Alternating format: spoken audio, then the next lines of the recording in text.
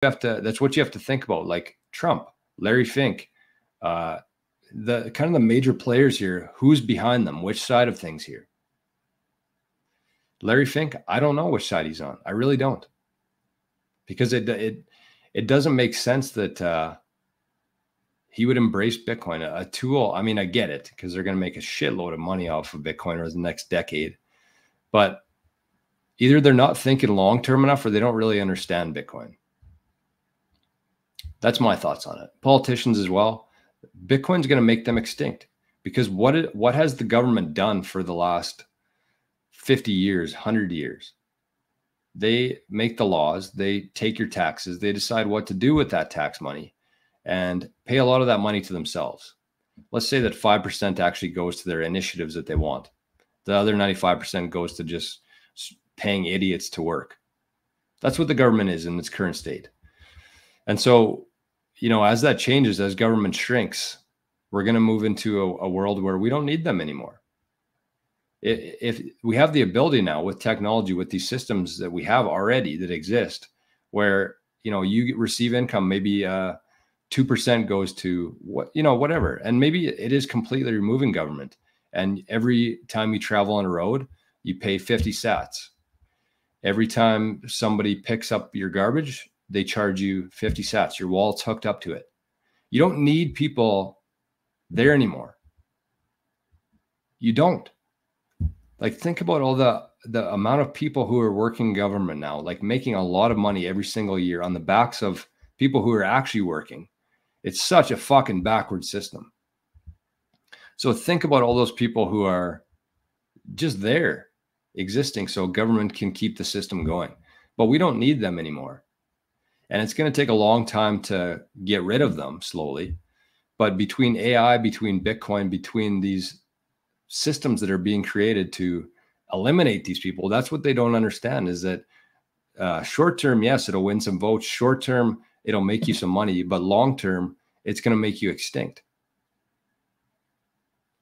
So I don't know if people are, aware of that, or if they're understanding of that and okay with that. I don't know, but that's what's going to happen here. We don't need the middleman anymore. And it's the same to me as like thinking in terms of dollars.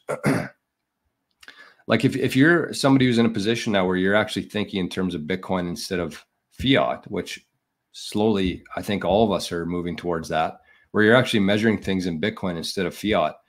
The next step is there to understand that we don't need that old system anymore. The majority of things that exist in the old system are completely irrelevant in this new financial system that we're going into.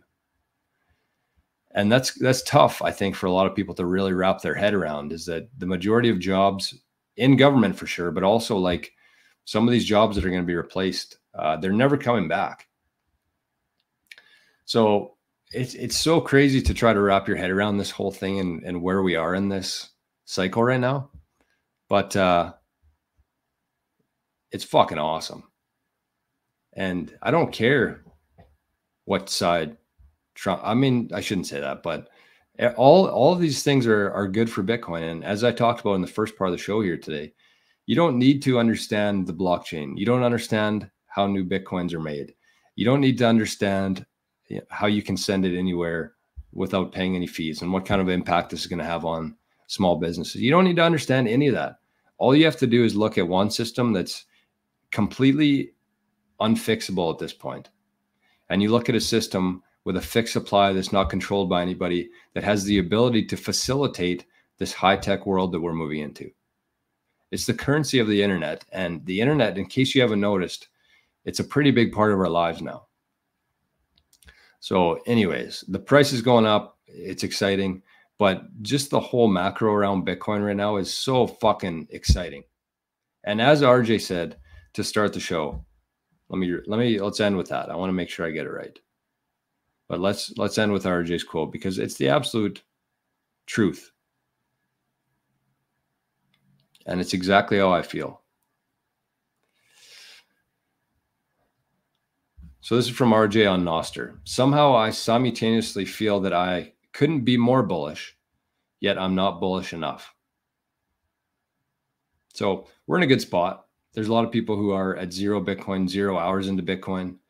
And if you think about how long it's taken you to learn Bitcoin and understand it and get to where you are, everybody's playing catch up behind us.